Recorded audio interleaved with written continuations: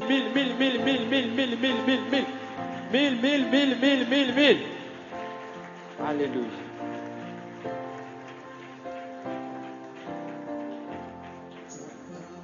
Envoie ça. Je le sais dans mon cœur pour faire ta volonté. Précieux de grâce et le salut divin. Elle me place loin du mal, elle m'enseigne ta bonté. Ta parole est lumière, ta parole est lumière. Je la serre dans mon cœur pour faire ta volonté. Quelle précieuse lumière, quelle précieuse lumière. Elle me place loin du mal, elle m'enseigne ta bonté. Ta parole est lumière, ta parole est lumière. Je la serre dans mon cœur pour faire ta volonté. Quelle précieuse lumière, quelle précieuse lumière. Elle me place loin du mal, elle m'enseigne ta bonté. Amen. Amen. Prions. Seigneur éternel Dieu, nous voulons te dire infiniment merci.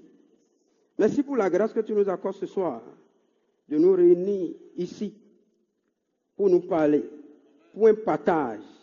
Je prie, Seigneur, que ce partage soit un partage profitable pour l'éternité. Profitable dans cette vie et profitable dans l'éternité. Seigneur, ouvre l'entendement de tout le peuple que tu as réuni ici. Donne la compréhension à ton peuple et que les vies soient transformées. Nous te bénissons parce que tu nous as exaucés. Au nom de Jésus, nous avons prié. Alors, honorable invité, en vos grades, qualités et rangs distingués, tout protocole observé, je vous salue au nom de Jésus-Christ. Alors, ce soir, c'est un grand privilège de pouvoir parler de la part du roi des rois. Lorsque quelqu'un est envoyé par un président de la République, c'est un grand privilège. Lorsque dans une nation, ou bien vous êtes dans une administration, et que vous, si c'est le directeur général qui vous prend, et vous envoie pour parler en son nom, tout le monde sait que c'est un privilège. Alors si c'est un ministre qui vous envoie, le privilège, parce que suivant le rang de celui qui vous envoie, le privilège est grand. Alors, quand c'est un ministre, le privilège est encore du rang ministériel. Quand c'est un président, ce privilège est du rang présidentiel. Aujourd'hui, ce soir, le privilège est le plus grand privilège que j'ai. Alors, parce que c'est le roi des rois qui m'envoie parler en son nom, ou parler de lui. Alors, je puis vous dire, donc si vous êtes ici ce soir, vous êtes vraiment des privilégiés.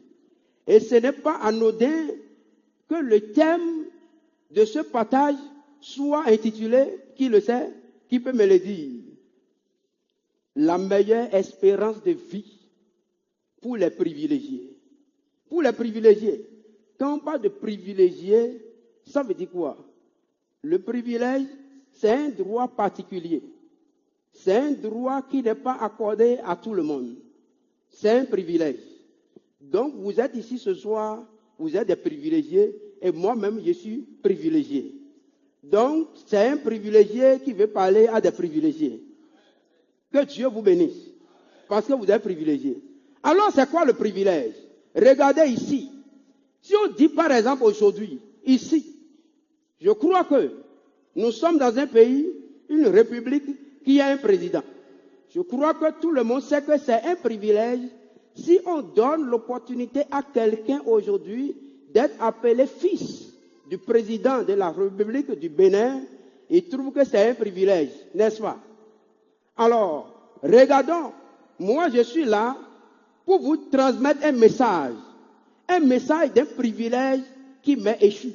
Un jour de ma vie, pendant que je traversais cette vie, dans ce voyage terrestre, il y a un privilège que j'ai rencontré. J'ai rencontré une opportunité extraordinaire sur mon chemin et j'ai trouvé que c'est un privilège. J'ai saisi cette opportunité et je suis devenu privilégié.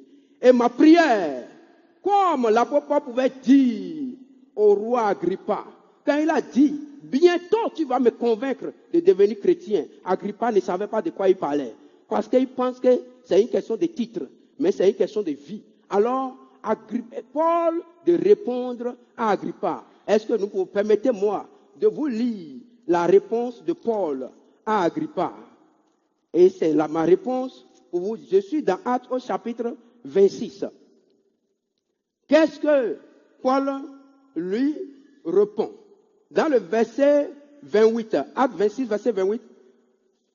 Et Agrippa dit à Paul, tu vas bientôt me persuader de devenir chrétien.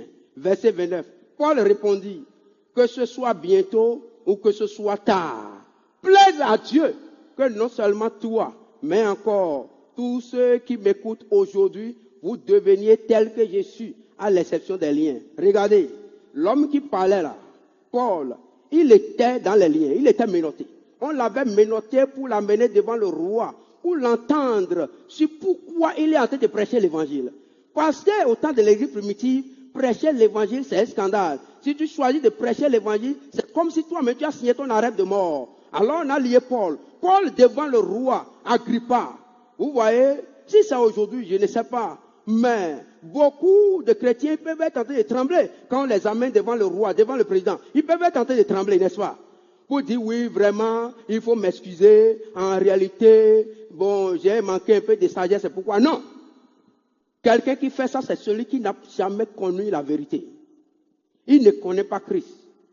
Quand un homme sait ce qu'il défend, il le défend avec assurance, avec conviction. Alors je suis là ce soir pour te parler de quelque chose dont je suis convaincu.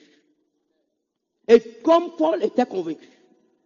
Alors, Paul n'a pas peur, mais il parlait avec hardiesse au roi quand bien même il était sous les menottes. Au point de dire, non seulement toi, mais tous ceux qui m'écoutent aujourd'hui, qui deviennent comme moi, à l'exception des liens dans lesquels je me trouve. C'est-à-dire, Paul était sous les menottes, c'est ça, il appelle les liens. Qu'est-ce qui est arrivé à Paul? C'est la même chose qui m'est arrivé. Et quand cela est arrivé à Paul, Paul ne pouvait pas. Il dit, malheur à moi si je ne prêche pas l'évangile. Alors, malheur à moi-même si je ne vous annonce pas. C'est une occasion en or. Et je pense qu'il y a quelqu'un ici ce soir. Il y a une femme, il y a un homme ici ce soir. C'est à cause de lui. Si c'est à cause de toi seul que cette parole sort, gloire soit rendue à Dieu. Quel est ce privilège? Allons voir dans Jean au chapitre 1, le verset 12. Mais à tous ceux qui l'ont reçu, à ceux qui croient en son nom, elle, Jésus, qui est la parole de Dieu, lui a donné le pouvoir de devenir enfant de Dieu. Ça, c'est un privilège. C'est le plus grand privilège. La meilleure espérance de vie pour les privilégiés. Les privilégiés, c'est quoi? C'est tous ceux qui ont la possibilité de devenir enfants de Dieu. Et je peux dire, tu es enfant de qui? C'est facile pour chacun de dire. Vous voyez, quand quelqu'un est l'enfant dans une école, il est l'enfant du directeur, c'est une fierté de lui dire, je suis le fils du directeur. Mais aux yeux d'autres considérations, ça c'est rien. C'est aussi une fierté de dire, je suis l'enfant du maire, l'enfant du préfet, l'enfant du ministre, l'enfant du président de la République. Maintenant, où est la fierté? Cette fierté est incomparable lorsque je me présente pour dire, je suis enfant de Dieu. Alors, on ne naît pas enfant de Dieu, on devient enfant de Dieu. Et dit, il a été donné le pouvoir de devenir enfant de Dieu, lesquels sont nés ni du sang, ni de la volonté de la chair, ni de la volonté de l'homme, mais de Dieu. Alors, avant de continuer, je vais vous poser une question. Entre les lettrés et les demi-lettrés, entre les illettrés du moins, et les demi-lettrés, lesquels sont dangereux, les plus dangereux? Pourquoi? Mais bonne réponse. Maintenant, dites-moi pourquoi. Bonne réponse, mais pourquoi? Vous voyez, vous avez donné la bonne réponse. Le demi-lettré pense qu'il connaît tout. Et il est un danger pour lui-même. Et je peux vous dire, à l'égard de Dieu, la plupart des hommes sur la terre sont des demi-lettrés. Parce qu'ils pensent qu'ils connaissent Dieu, mais ils ne le connaissent pas. C'est le danger. Ils pensent qu'ils connaissent Dieu. Et ils pensent que Dieu se trouve dans une religion. Et quand on leur parle de Dieu, ils disent, je suis de telle religion. Mon frère, je ne te parle pas d'une religion. Je te parle d'une adoration. C'est comme un jour, je discutais avec un de mes collègues parce que je prêche toujours l'évangile en toute occasion favorable, non? Alors, le collègue vient, je lui prêche. Il est catholique. Et il me dit, mais quelle est la place que, il dit, mon collègue, mais quelle est la place que vous donnez à Marie? J'ai dit, mon frère, mon problème n'est pas la place que je donne à quelqu'un. Ce n'est pas ça. Parce que si mes grands-parents, ce n'est pas quelqu'un, ce n'est pas un Dieu qu'il faut adorer qui manquait à mes grands-parents. Toi, tes grands-parents, ce n'est pas un Dieu qu'il faut adorer qui les manquait. Sinon, ils avaient beaucoup de dieux. Jusqu'à ce qu'ils viennent maintenant pour trouver un soi-disant christianisme pour dire qu'ils sont en train d'adorer Marie. Mais ce qui leur a manqué, c'est quoi? C'est de savoir la voie de la vraie adoration. La vraie adoration. Qu'est-ce que je veux dire? Dieu ne cherche pas des religieux. Dieu ne cherche pas un religieux. Ça veut dire Dieu cherche les vrais adorateurs qui l'adorent en esprit et en vérité.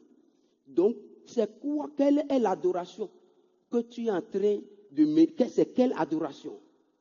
Beaucoup pensent qu'ils connaissent Dieu, mais ils ne le connaissent pas. Peut-être que tu fais partie de cette catégorie. Ce qui est sûr, laisse-moi te dire une chose. Les gens disent que la vérité est relative. C'est faux. C'est faux. Si quelqu'un t'a dit ça, rentre en toi-même. J'ai souvent l'habitude de dire, quand il s'agit des choses ordinaires de cette vie, les gens semblent être intelligents. Mais quand il s'agit de la chose la plus importante, ils deviennent abrutis. Un jour, un collègue m'a dit, il dit, mais, parce que je rentre, ils étaient en réunion, et ils sont en train de parler, et j'ai dit, mais, comme je suis rentré, ils savent, je suis le titulaire de Dieu. Écoutez, vous comprenez ça? Quand on dit titulaire, quand je dis je suis titulaire, vous voyez, il y a des professeurs titulaires de mathématiques, de ceci, cela. Alors, quand je suis rentré, ils ont dit, ah, le pasteur là, et ils sont en train de parler, et ils ont dit, ah, est-ce que telle chose, telle personne ira, peut aller au ciel? J'ai dit, si tu ne connais pas Christ, si ce n'est pas Jésus-Christ de Nazareth que tu adores, que tu reconnais comme ton Seigneur Sauveur personnel, quoi qu'en soit ce que tu fais, tu peux faire du bien jusqu'à donner ta chair à manger aux hommes, tu iras en enfer. Tu iras en enfer. Et on sort. Le collègue me dit que lui ne me comprend pas. Il reconnaît que je suis un cartésien, que je suis un mathématicien, et que je réfléchis bien quand il s'agit des choses intellectuelles. Mais que ce qui l'étonne est que quand il s'agit de Dieu, c'est comme si je deviens subitement bête. Il dit pourquoi? Je lui demande pourquoi. Il dit mais comment je peux croire en des choses comme ça? Je lui ai dit justement, c'est cette logique intellectuelle avec laquelle j'ai compris que je fais les analyses mathématiques, économiques, tout ça là. C'est justement cette analyse, cette logique qui m'a amené à croire en la Bible. Il faut l'expérimenter. Nous parlons des choses. Je vais vous parler des choses que j'ai expérimentées, que j'ai testées, que j'ai trouvées vraies. Alors, je ne connaissais pas Christ. Je suis né dans une famille animiste. Depuis le portail jusqu'à l'intérieur de la maison, c'est les fétiches qui sont là. Dès que vous venez, ils commencent par vous dire bonne arrivée. Les fétiches étaient bien entretenus dans des cages pendant que les hommes dormaient dans des chambres où l'eau coule quand la pluie tombe. L'histoire est longue, je ne peux pas rentrer. Si je vais raconter toute l'histoire aujourd'hui, on ne va pas finir. Mais un jour, pendant que je me posais la question de savoir, parce que j'étais dans des difficultés, et je posais la question de savoir qui peut me sortir de cette difficulté. Une voix me dit, seul Dieu peut te sortir de cette difficulté. Et je dis, où est Dieu? Dieu est où? Parce qu'il n'y avait personne pour me parler de Dieu. Alors, la première occasion qui s'est présentée à moi, pour qu'on puisse me parler de Dieu, j'ai saisi cette occasion. J'étais en classe de CE2. J'ai traversé cela jusqu'à l'université. Jusqu'à ce que, et je croyais, je priais, jusqu'à ce que je rentre en douane. Jusqu'à ce que je rentre en douane, je n'ai jamais connu de femme. Figurez-vous. Je n'ai jamais connu de femme. Mais, vous savez, je prie, quoi qu'en soit ce que tu es aujourd'hui, sors de la religion. Une chose est de croire en Dieu, une autre est de le connaître. Il dit dans Jean 17, verset 3, la vie éternelle, c'est qu'ils te connaissent, toi, le seul vrai Dieu, et celui qui l'a envoyé, Jésus-Christ. La vie éternelle, c'est qu'ils te connaissent. Il n'y a pas plus grande espérance pour les privilégiés si ce n'est pas la vie éternelle. S'il y a une espérance, et que cette espérance ne peut pas aboutir à une meilleure vie après la vie courte que nous avons sur cette terre. Écoutez, comme j'ai l'habitude de le demander, alors je suis sûr qu'il y a des mathématiciens ici. Alors nous allons faire un petit calcul. Si un mathématicien ici peut me répondre, lorsque nous prenons une fonction de la forme f de ins égale à a sur ins, lorsque ins devient infini, cette fonction donne quoi? Pardon? Que Dieu vous bénisse. Alors donc, la limite de la fonction de la forme f de ins égale à a sur ins, lorsque ins tend vers l'infini, c'est quoi? C'est 0. C'est clair, non? Oui, puisque lorsque ins tend vers l'infini, donc ins prend la forme de l'infini. Donc ça fait 0. Ok, que Dieu vous bénisse. Alors donc, vous voyez, pourquoi? Écoutez, c'est une analyse que Dieu m'a amené à faire. C'est pourquoi il y a souvent l'habitude de dire, les gens pensent que c'est des illettrés, c'est des moutons, c'est des bêtes, c'est ceux qui ne connaissent rien, qui adorent Jésus. Écoutez, les hommes les plus intelligents, les plus sages, c'est eux qui se promènent avec la Bible. C'est pourquoi moi, j'aime me promener avec ma Bible. J'aime me promener avec ma Bible. C'est le livre le plus sûr, où tu as l'assurance qu'il n'y a pas mensonge. Il peut y avoir mensonge partout. Mais là, il est impossiblement impossible que tu y trouves le mensonge, à moins de ne l'avoir pas expérimenté. Alors, regardez, la vie dans ce monde, si c'est A peut prendre la valeur de milliards, 1000 milliards, sur l'infini c'est 0. Ça veut dire quoi? Lorsqu'un homme fait 100 ans sur la terre, on dit qu'il a beaucoup, il a trop duré. Dans notre génération là, n'est-ce pas? Il a trop duré. Mais 100 ans. Alors que même s'il a vécu 1000 milliards d'années par rapport à l'éternité c'est l'infini. Ça donne 0. Les mathématiciens savent que c'est 0. Alors, donc comment se fait-il que quelqu'un va vivre 100 ans et donner plus d'importance à ces 100 ans de vie pour ne pas préparer l'éternité? C'est-à-dire qu'il donne l'importance à ce qui ne représente rien en valeur absolue. Ce qui ne représente rien, ni en valeur absolue ou en valeur relative, ça ne représente rien par rapport à l'éternité. Et on donne l'importance à ça. On met toute notre énergie dans ça. Tous les jours que je vois, regardez, tu sors de la maison le matin, tu vas voir, tu viens au Carrefour à Gotikon, bien sûr, la voilà, tu vas voir, même ici, c'est la même chose qui se passe, tu vas voir tout le monde, tout le monde est en train de courir, en train d'aller de venir. Et si l'autre ne sait pas la place, il va l'insulter pour dire, quitte la voie, il va passer. Viens autour de minuit, 1 heure, 2 heures, sur la même voie. Tu vois qu'il y a accalmie totale. Il n'y a plus d'hommes sur la voie. Et je me pose la question et dis, et c'est tout ça? Où sont ceux qui s'agitaient ici ce matin-là? Ils sont où? Et Dieu me dit, c'est comme ça ils vont passer. C'est comme ça tu passeras. Toi qui m'écoutes, quoi qu'en soit ta religion, tu passeras comme ça. Quelle est ton espérance? Les gens ont mis leur espérance dans leur or, dans leur argent, dans leurs postes, dans leurs positions, dans leurs pouvoirs. Laisse-moi te dire, c'est après quoi? La position après laquelle tu cours aujourd'hui, d'autres l'ont occupée avant toi. Donc tu ne feras rien de nouveau. L'argent après lequel tu cours aujourd'hui là, les gens en ont eu avant toi et des gens en ont eu plus que toi, ou plus que tu n'en auras. Alors donc il n'y aura rien de nouveau. Je suis convaincu que si ce n'est que pour ça, si ce n'est que pour ça que Dieu t'a envoyé sur la terre, Dieu serait le plus insensé, mais Dieu ne peut jamais être insensé. Donc tu dois devenir intelligent pour t'asseoir, pour réfléchir, pour dire, mais je suis ici pourquoi? Pourquoi je suis là? Et je cours pourquoi? Pourquoi tu cours? Quelle est ton espérance? Ton espérance est basée sur quoi? C'est quoi il dit? C'est les hommes les plus intelligents qui croient en la Bible, qui croient en la parole de Dieu, qui croient au Seigneur Jésus-Christ. Pourquoi? Parce qu'ils investissent leur vie qui est un capital. La vie est un capital, n'est-ce pas? La vie est un capital. De la même manière que tout homme sage et intelligent, lorsqu'on lui propose deux projets, le projet A, qui a une valeur qui donne des profits à valeur passagère, et le projet B, qui donne des profits à valeur éternelle, l'homme intelligent choisit d'investir son capital dans lequel des projets. Alors, c'est ce que j'ai choisi. C'est pourquoi je suis là ce soir, pour parler avec zèle et détermination. J'ai plein de raisons, peut-être humainement parlant, pour ne pas être ici. Mais la raison pour laquelle je suis ici surpasse toutes ces raisons qui pourraient m'empêcher d'être ici. C'est pourquoi je suis là. Alors, quand j'ai rencontré, j'allais à l'église, je croyais en Seigneur Jésus-Christ, je priais, je faisais beaucoup de choses dans ma vie. Oui, beaucoup ont la foi. Vous voyez, beaucoup ont la foi. Ils croient en Seigneur Jésus-Christ, certainement, tu vas à l'église, tu fais beaucoup de choses. Mais, et Dieu fait beaucoup de choses dans ta vie. Il le fait par sa grâce. Parce qu'il fait tomber sa pluie dans le champ du juste comme dans le champ du méchant.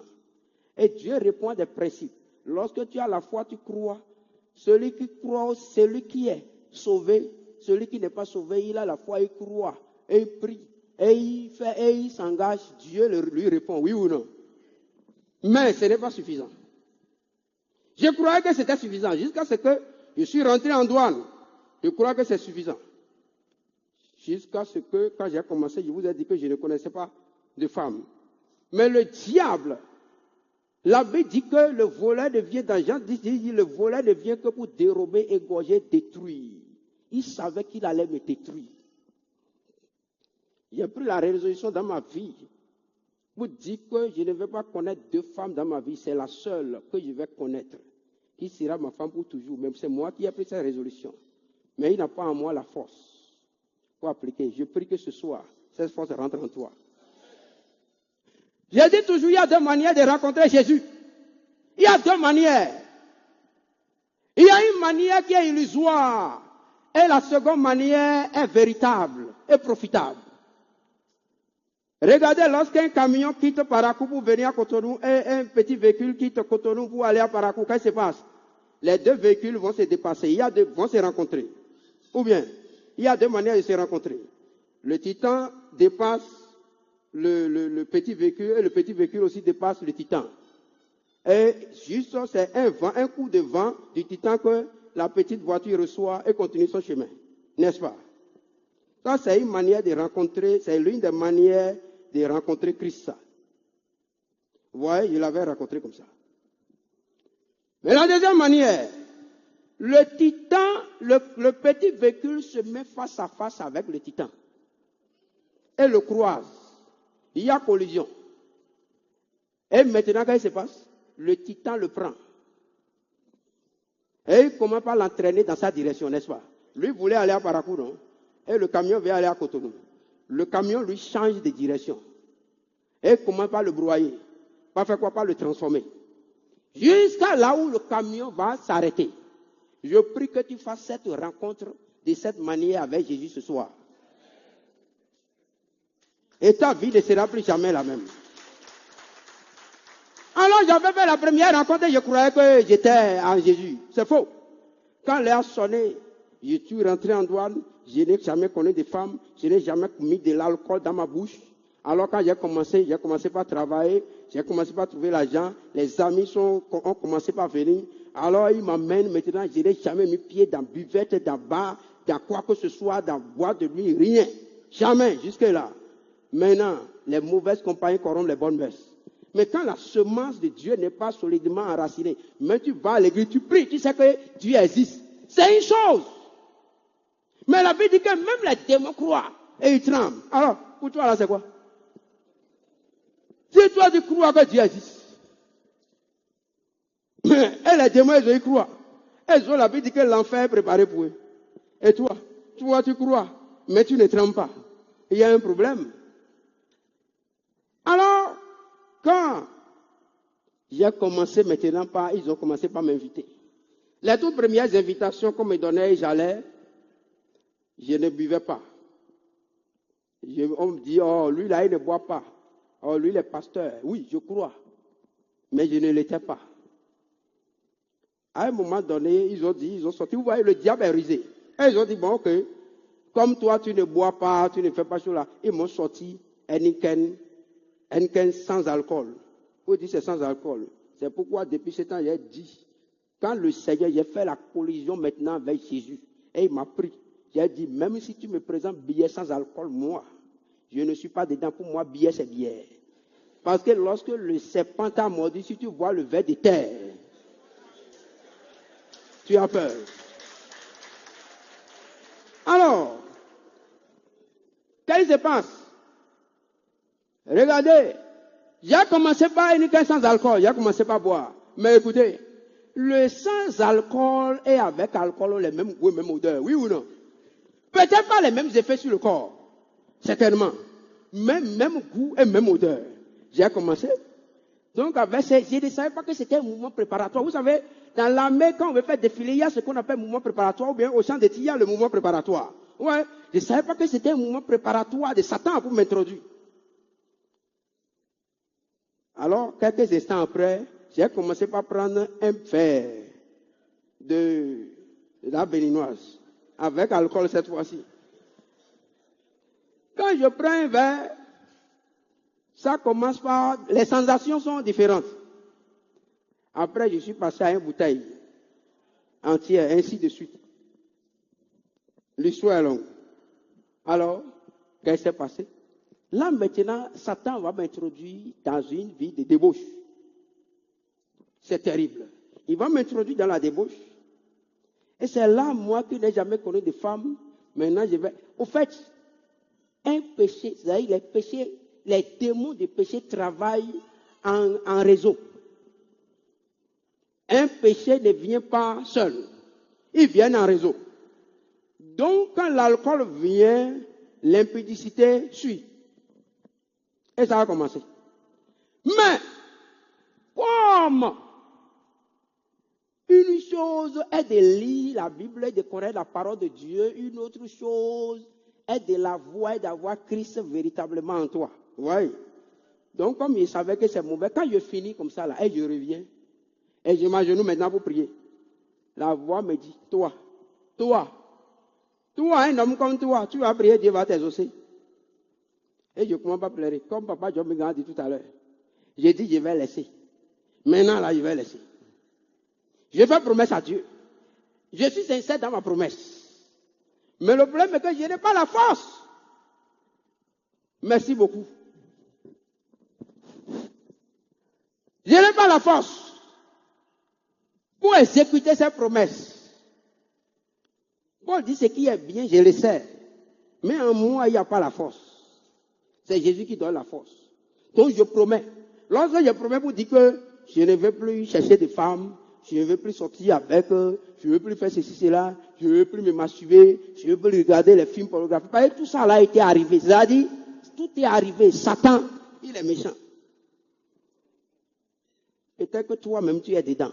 Je vais te dire, il est impossible qu'un homme puisse se libérer du péché par sa propre force. Si tu trouves un homme qui a dit que lui, il a pu vaincre le péché par sa propre force, dis-lui, tu es le champion en mensonge, champion du monde en mensonge. C'est toi, le premier, aucun homme. Que personne ne vienne se vanter pour dire que non, moi je ne fais pas ceci, je ne fais pas ça, parce que je suis... Non, tu ne peux pas, mon frère. Tu vas lutter jusqu'à la fin de ta vie et Satan va t'expédier en enfer. Mais je viens t'annoncer la meilleure espérance ce soir. Il y a de l'espérance pour toi. Quoi qu'en soient les liens dans lesquels tu te trouves, quoi qu'en soient les confusions dans lesquelles le diable t'a déjà mis, il y a une possibilité, il y a une espérance pour toi, pour la vie. Alors j'étais là, faisant des promesses sur promesses. Je fais une promesse maintenant, je lutte pendant une semaine. Quand une semaine passe, c'est que ça vient encore avec un acté. L'histoire est longue, je vais couper jusqu'à ce que un jour, j'ai écouté l'évangile vrai. Alléluia. j'ai écouté l'évangile vrai. En 2008, j'ai écouté l'évangile vrai. Je croyais que j'étais chrétien, vous voyez. Mais j'ai écouté l'évangile vrai. Et j'ai pris la décision pour dire, je vais le suivre. 1er janvier 2009, Dieu me dit clairement, maintenant, j'avais programme à l'église. À l'église, Dieu me dit, n'y va pas. Aujourd'hui, je veux te parler. Dieu m'a dit, marche devant ma face, sois intègre. J'ai fait collision avec Jésus. L'histoire est longue. J'ai fait collision avec Jésus. Et quand j'ai fait collision avec Jésus, qu'est-ce qui s'est passé? Moi-même qui me posais la question de savoir. Parce que quand l'ennemi m'a pris comme ça et m'a entraîné dans ces choses, c'est comme si moi-même je m'assois, c'est comme je vois les femmes, tous les jours, je me dis que c'est comme Dieu crée toujours de belles femmes. Vous voyez, non? Et je me dis, mais, et moi je vais me marier avec une femme, et je vais me contenter de cette femme, comment la chose est possible? Mais je bénis le Seigneur.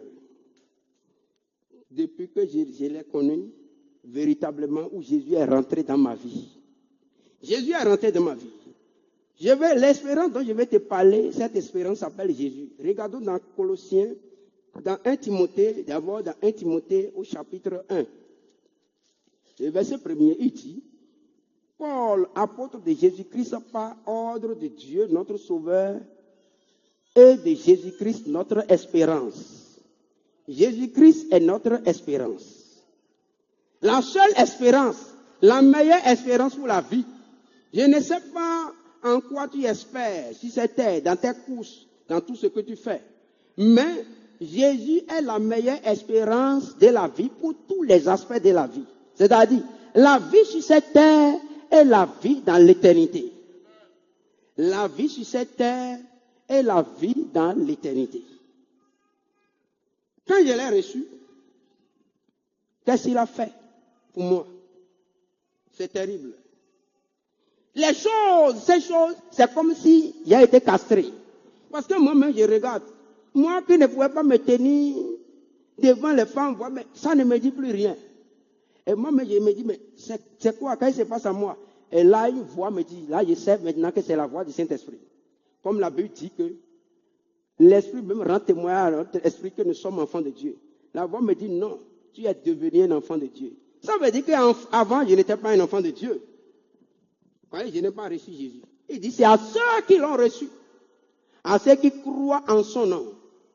Il y a des gens qui croient au nom de Jésus, et ils prient avec le nom de Jésus. Mais ils ont extrapolé les étapes.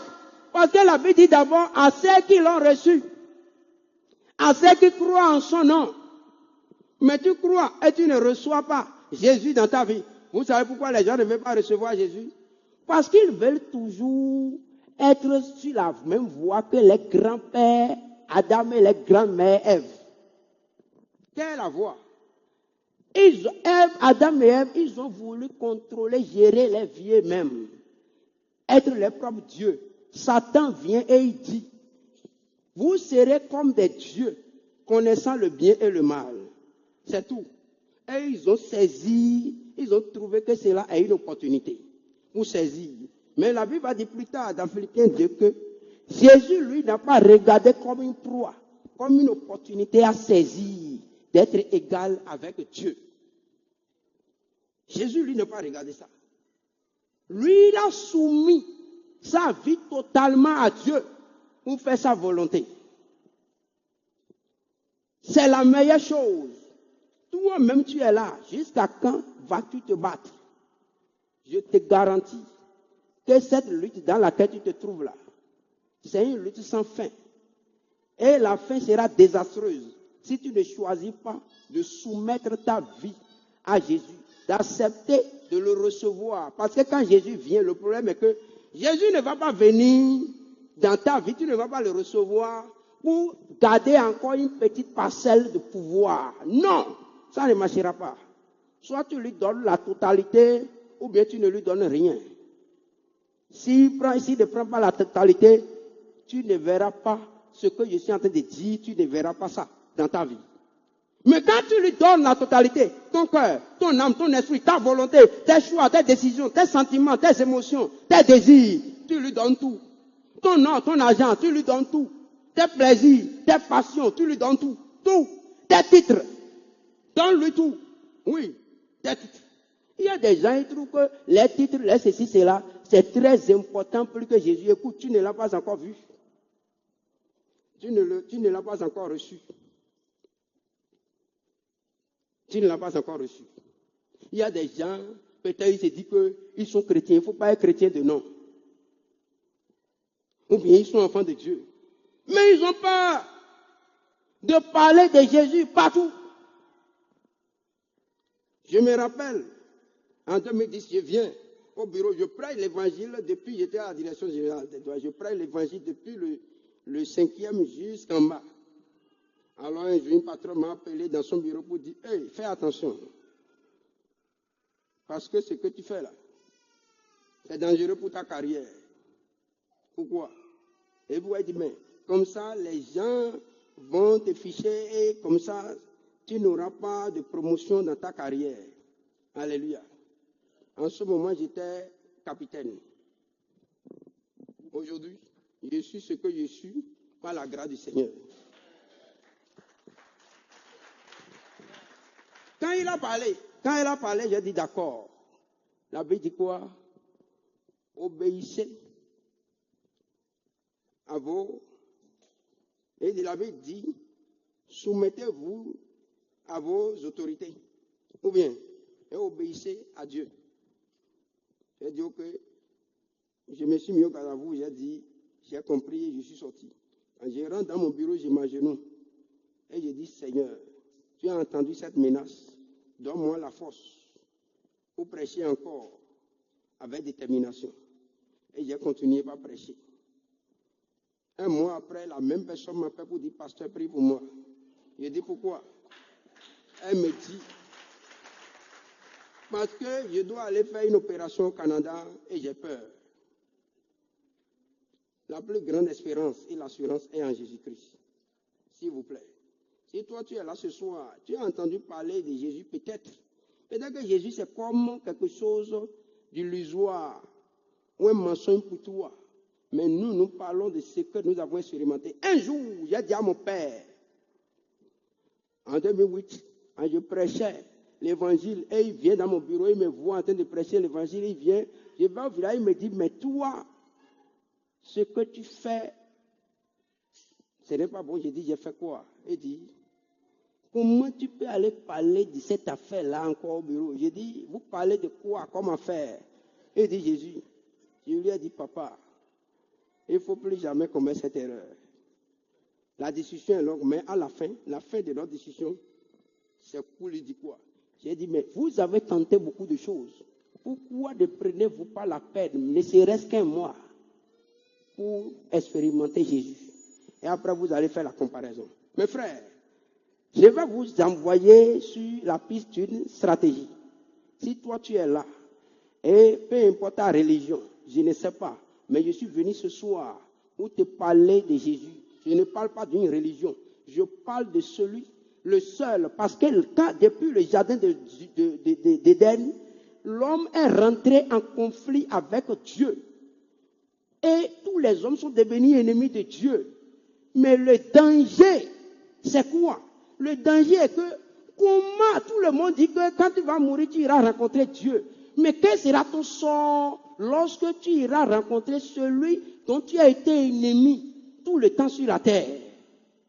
Quand la Bible dit dans Hébreux 9, 27, il est réservé aux hommes de mourir une seule fois. Après quoi vient le jugement?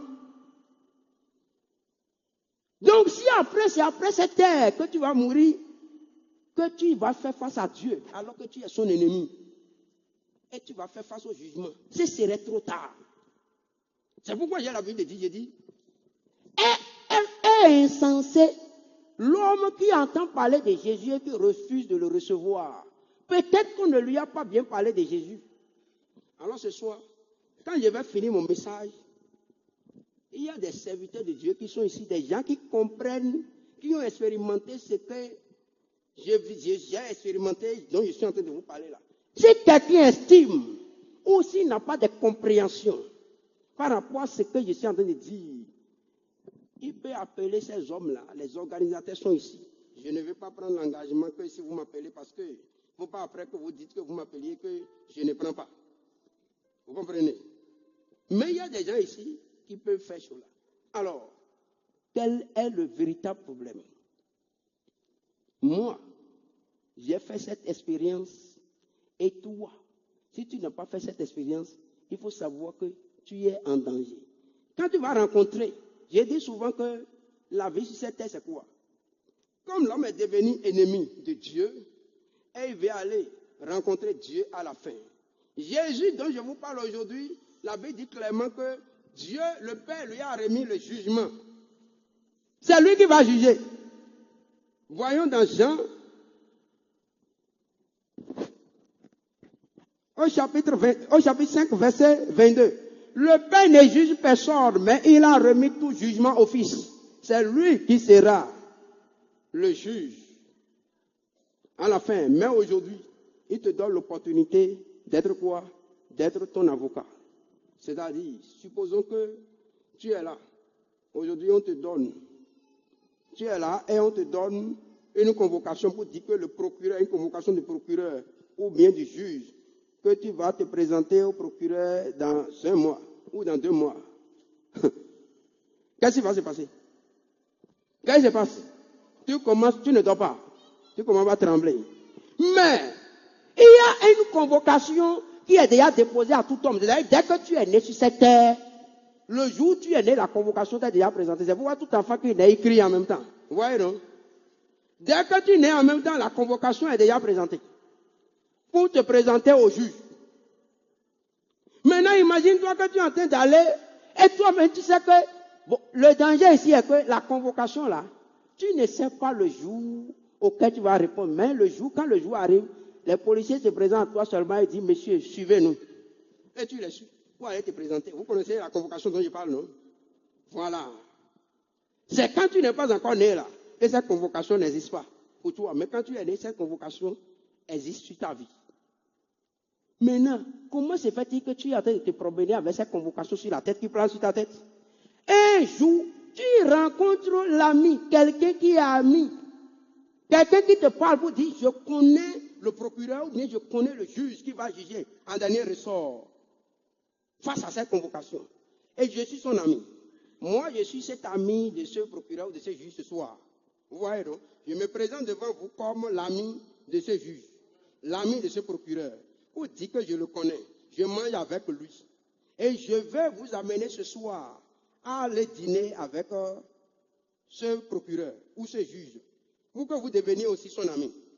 Alors imaginez-vous qu'on vous dise que pendant que cette convocation est sur ta vie, ou que quelqu'un ait cette convocation pour se présenter au procureur dans 1 mois, et il a peur, il ne dort plus.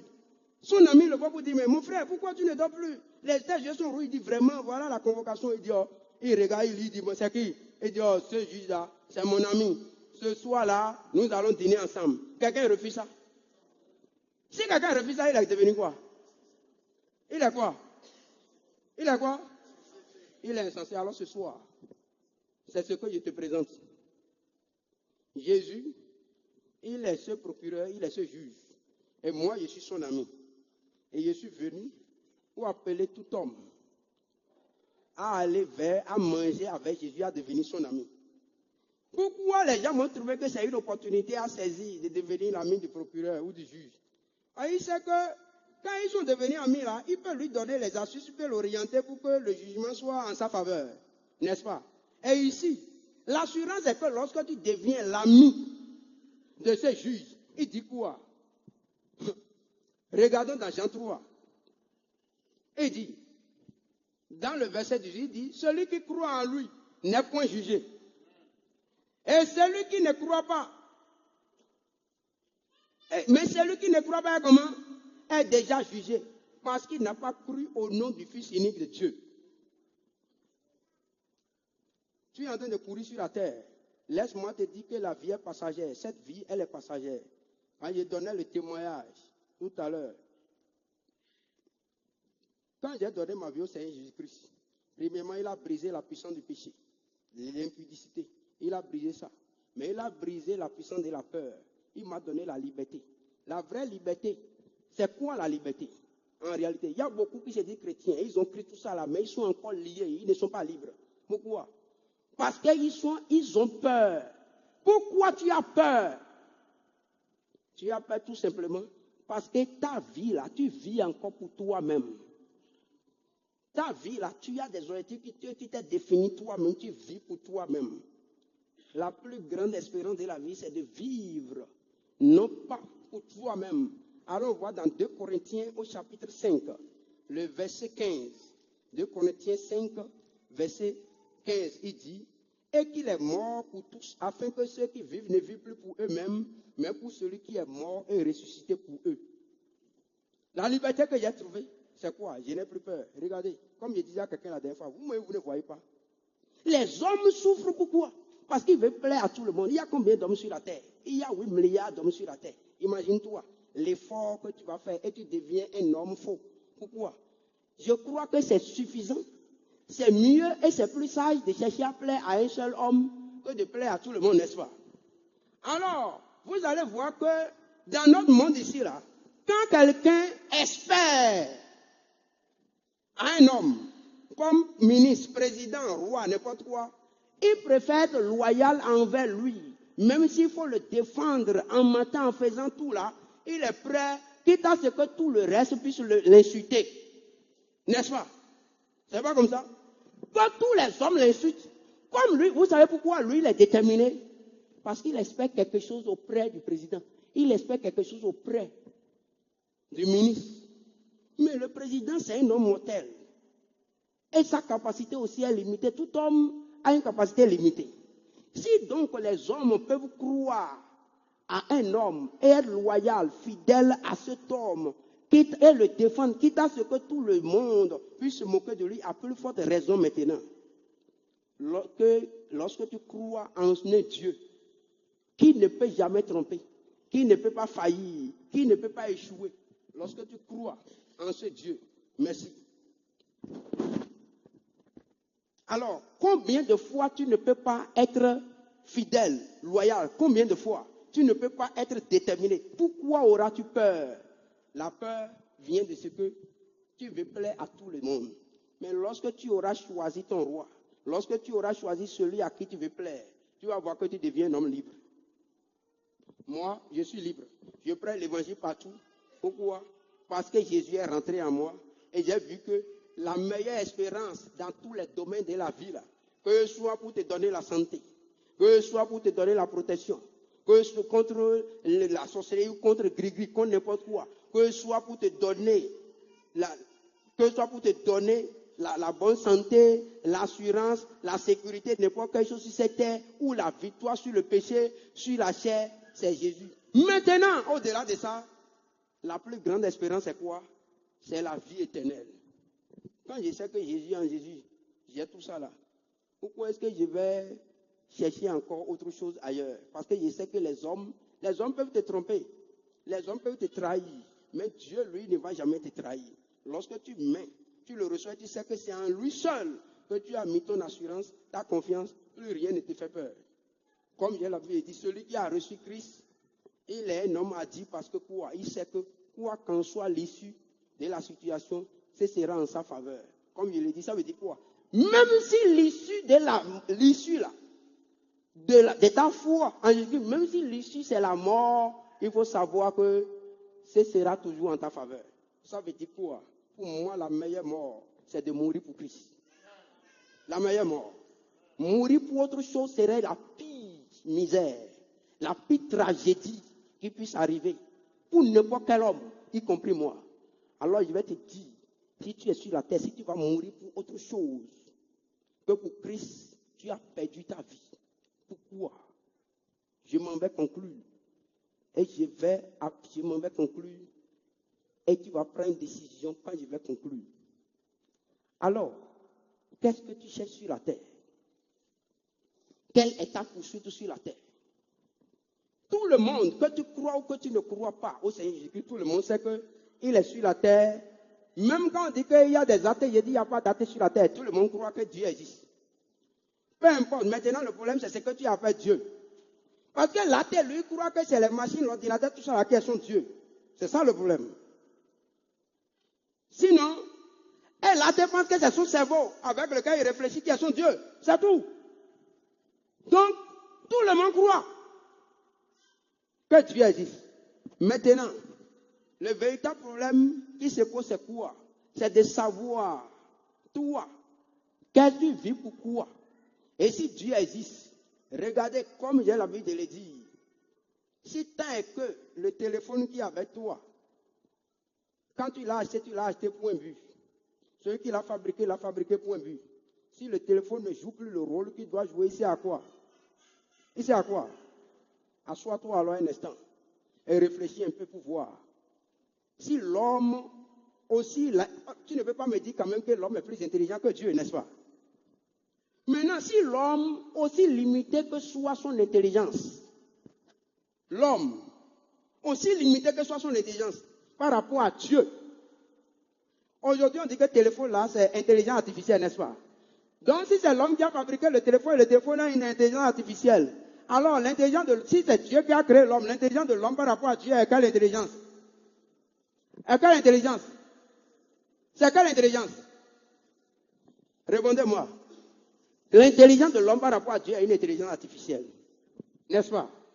Maintenant, si vous, avec l'intelligence artificielle de l'homme par rapport à Dieu, l'homme sait qu'il ne veut pas fabriquer le téléphone sans un but. Comment penses-tu que Dieu t'a fabriqué toi sans un but? C'est-à-dire pour que toi tu viennes sur la terre, que tu ailles à l'école, et que tu manges, que tes parents te nourrissent, que tu aies un emploi, que tu te maries, que tu aies des enfants et après que tu meurs. Et Dieu fait toujours ça tous les jours et les jours. Non. Non. Dieu veut que l'homme soit, Dieu a dit quoi? Faisons l'homme à notre image. Dieu veut marier l'humanité avec la divinité. C'est le mystère. C'est ce que Dieu veut faire. C'est pourquoi quand l'homme a eu des problèmes avec lui, il a cherché les voies et moyens pour pouvoir réconcilier l'humanité avec lui. Et cette réconciliation se fait au travers de Jésus-Christ.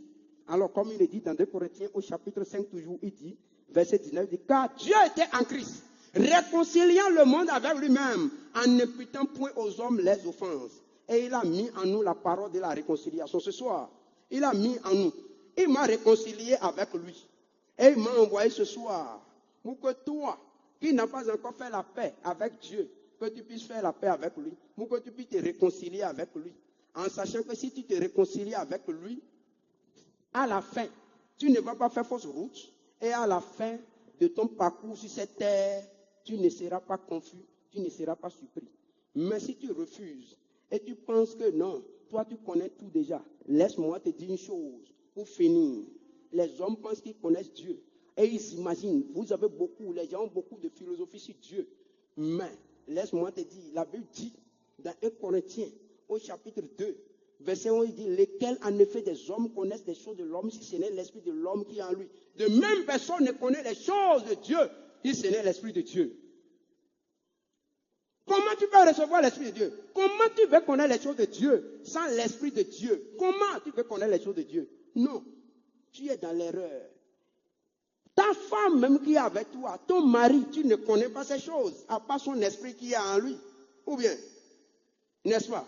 Alors je dis souvent aux gens, je dis, mais si l'humanité n'est pas tombée dans la folie, comment les hommes ne connaissent pas les choses des hommes qu'ils voient physiquement comme ça, à part l'esprit de l'homme qui est en lui? Comment prétends-tu connaître Dieu, les choses de Dieu que tu ne vois pas, sans l'esprit de Dieu? Tu ne peux pas. Sors de la religion, peu importe ta religion. Il faut que ce soit. Quelle assurance as-tu que tu n'es pas dans l'erreur? La vérité, je vous ai dit, est unique.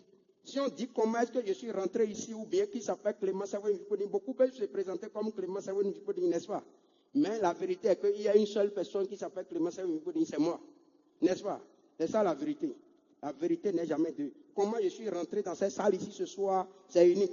Mais il peut y avoir plusieurs versions. Les gens peuvent dire que je suis rentré de côté, je suis rentré de dos, je suis rentré la tête courbée, tout ça là, il y a plusieurs versions. Mais, qui peuvent sembler vraies, mais une seule version est vraie. La vérité est unique. Et donc, la vérité de Dieu, il n'y a que l'Esprit de Dieu qui puisse t'expliquer la vérité de Dieu. Pour que tu saches comment marcher avec Dieu.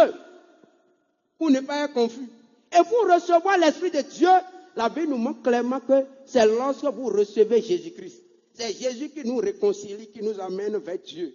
Pour que nous puissions nous réconcilier avec lui, comme il est dit dans Actes au chapitre 2, le verset 37, il dit, après avoir écouté le discours de Pierre, ils ont eu le cœur vivement touché, ils ont dit, homme frère, que ferons-nous? Et Pierre de leur dit quoi? Répentez-vous. Et je vais finir mon message là. Tu as entendu ces choses ce soir. Je ne sais pas dans quoi tu vis. Quels sont les péchés dans lesquels tu vis? Quels sont les combats que tu es en train de mener? Je ne sais pas. Mais tu dois savoir qu'il est réservé aux hommes de mourir une seule fois. Après quoi vient le jugement. Tu dois cesser d'être religieux. Je t'ai montré, moi, au travers de ma vie, comment j'étais religieux. Et comment je suis sorti de la religion pour faire la rencontre authentique. La collision avec Jésus. Et il a transformé ma vie. Quand il a transformé ma vie, qu'est-ce qu'il a fait encore? Il a changé ma vision de la vie. En sorte que les objectifs que j'avais pour la vie, les objectifs ont changé. Les objectifs ont changé. Aujourd'hui, je vis pour le ciel. Je vis pour le ciel. Je sais désormais que je suis un citoyen de la terre, un citoyen du ciel sur la terre. Alors donc, tous mes combats de tous les jours, que je sois au travail, que je cherche l'argent, que je fasse quoi que ce soit, que je mette des enfants au monde, que je fasse quoi que ce soit, je sais que je le fais pour Christ. C'est pourquoi, avant de me marier, quand j'étais encore célibataire, je prie, je dis, Seigneur, les enfants que tu me donneras, quand je vais me marier, je les consacre à toi, afin qu'ils puissent te servir. Parce que la meilleure chose, c'est qu'ils puissent te servir. Ça veut dire quoi? Quand tu l'as rencontré, tu vas lui consacrer tout. Ton temps, ton énergie, ta passion, ton zèle, ton argent, tes richesses, tes biens, tout.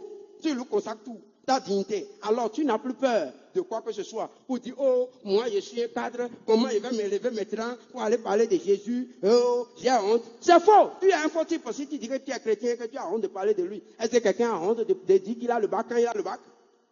Quelqu'un a honte de dire qu'il a la maîtrise? Non.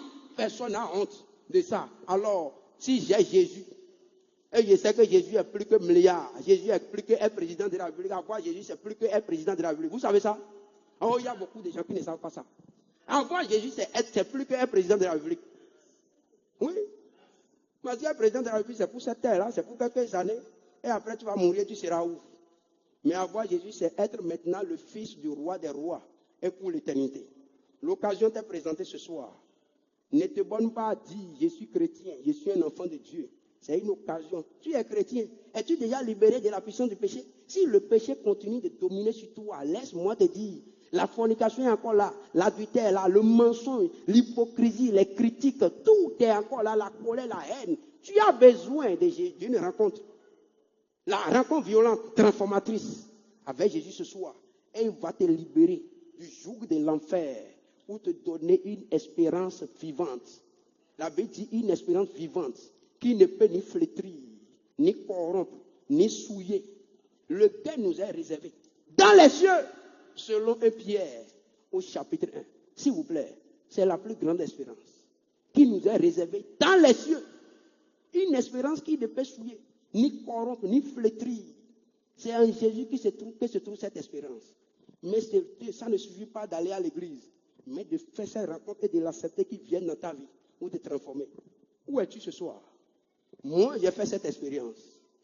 Et c'est ça qui fait que le meilleur titre que j'ai, ce n'est pas le titre d'inspecteur des douanes, de ceci, cela. Non. Le plus grand titre que j'ai, c'est le titre d'enfant de Dieu, de fils de Dieu. Et c'est l'opportunité que je te présente ce soir. C'est la meilleure espérance de la vie pour les privilégiés. Je suis un privilégié. Alors, tu as entendu ça. Et maintenant, toi-même, tu sais que tu n'as pas encore fait cette expérience. Alors, je vais te demander, pendant que la musique sera en train de passer, que tu te lèves. Je vais prier pour toi. Dieu ne fait point exception de personne. Dieu ne fait point exception de personne.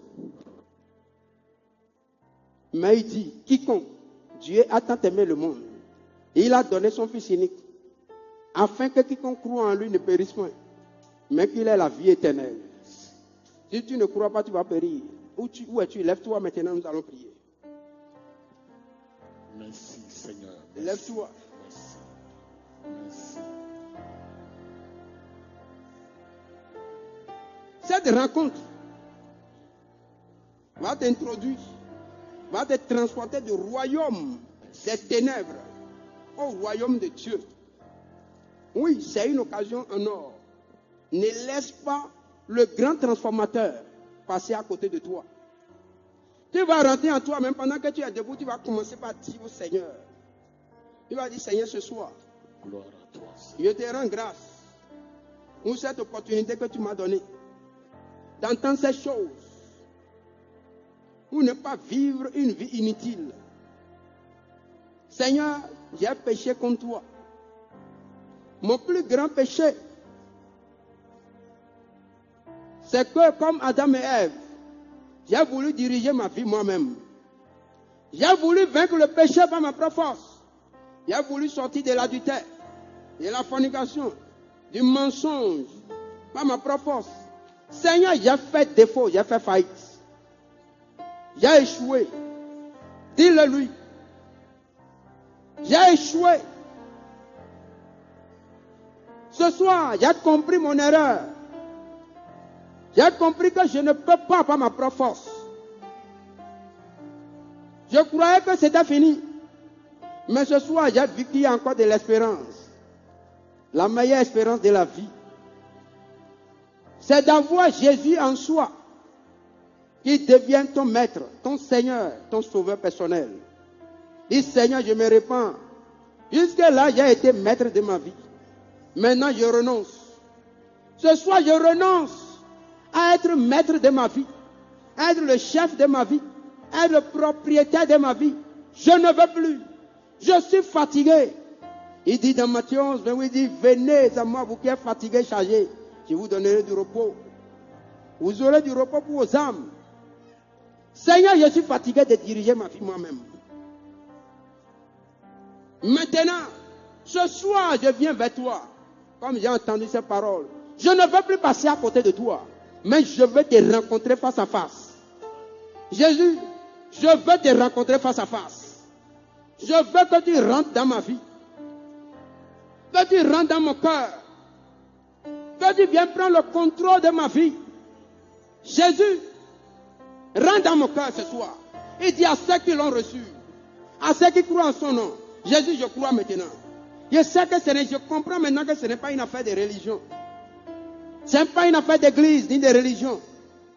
Mais c'est une affaire de rencontre avec le grand réconciliateur, le seul médiateur entre Dieu et les hommes, Jésus-Christ. Je t'invite dans mon cœur. Je t'invite dans mon âme. Viens dans mon esprit. Deviens mon Seigneur et mon sauveur personnel. Dis-le à Jésus.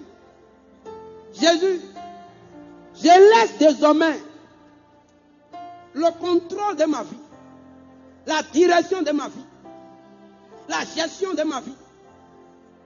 Je laisse la gestion de mon cœur, de mon âme, de mon esprit, de mon corps, de mes sentiments, de mes émotions, de mes désirs, de mes objectifs, de mes priorités, de mes passions. Jésus, je laisse tout entre tes mains. Je ne veux plus rien contrôler. Ma sécurité, je laisse tout dans tes mains. Jésus prend le contrôle. Prends le contrôle maintenant. Et dirige ma vie, conduis-moi comme tu l'as voulu, jusqu'à la fin. Au nom de Jésus, nous avons prié. Amen. Et tu as prié avec moi, je vais prier pour toi maintenant. Toi qui es là et qui viens de prendre la décision aujourd'hui, tu as demandé à Jésus, tu t'es repenti en disant à Jésus que tu ne veux plus diriger ta vie. Et tu as laissé la direction, la gestion de tous les aspects de ta vie entre ses mains. Alors tu vas lever ta main maintenant et je vais prier pour toi, particulièrement. Seigneur éternel Dieu, je vais te dire infiniment merci pour ta grâce dans la vie de ce peuple, de tous ceux-là qui ont pris cette décision ce soir. Comme Dieu a dit dans Colossiens 2, verset 14, il a effacé l'acte dont les ordonnances nous condamnaient et qui suscitait contre nous. Il a détruit en le clouant à la croix.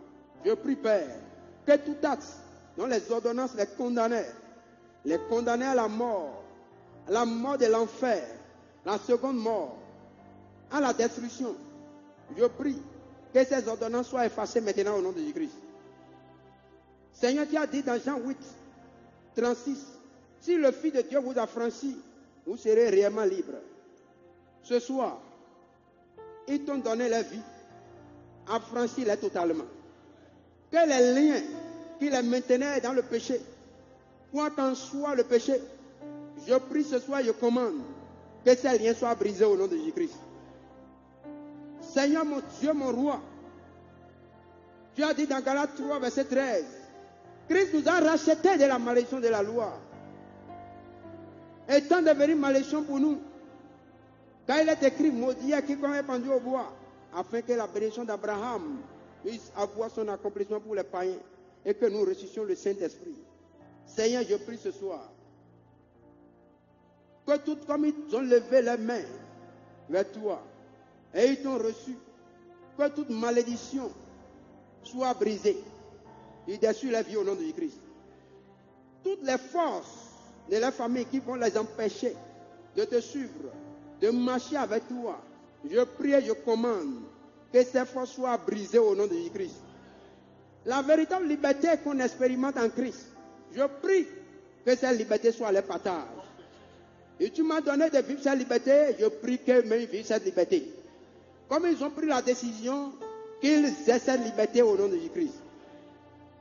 Donne-leur la grâce de te connaître quand ils viennent vers toi. Quand tu as dit la vie éternelle, c'est qui te connaît, toi le seul vrai Dieu et celui que tu as envoyé. Donne-leur de te connaître véritablement pour avoir part à la vie éternelle. Donne-leur de croître dans la foi chaque jour qu'ils écoutent ces paroles. Je te dis merci parce que tu nous as exaucés. Au nom de Jésus, nous avons prié. Alors je vais prier encore. Je vais faire une prière maintenant. Avant de laisser, avant de descendre. Vous me permettez. Parce que la Bible dit dans Actes, au chapitre 10, 38, il dit, vous savez comment Dieu a oint du Saint-Esprit Jésus de Nazareth, qui allait de lieu en lieu, faisant du bien, délivrant tous ceux qui étaient sous l'empire du diable, car Dieu était avec lui. Et il dit dans Jean 20, 21, il dit, comme le Père m'a envoyé, je vous envoie. Donc comme le Père a envoyé Jésus, il m'a envoyé. Il l'a envoyé avec la puissance pour délivrer les captifs, pour libérer les captifs, pour guérir les malades. Alors, il m'a envoyé avec cette même puissance. Et je vais prier pour toi ce soir. Quoi qu'en soit, tu as déjà donné ta vie au Seigneur Jésus-Christ. Le gros lot est fait. C'est le spirituel qui commande le physique. Alors, quoi qu'en soit la maladie qui est dans ton corps, je vais prier pour toi. Et la maladie sera brisée. Le jour de la maladie sera brisé. Au nom de Jésus-Christ. Si tu crois, tu verras la gloire de Dieu. Amen. Tout le monde qui est là, avant que je ne prie, tout à l'heure, les gens vont passer.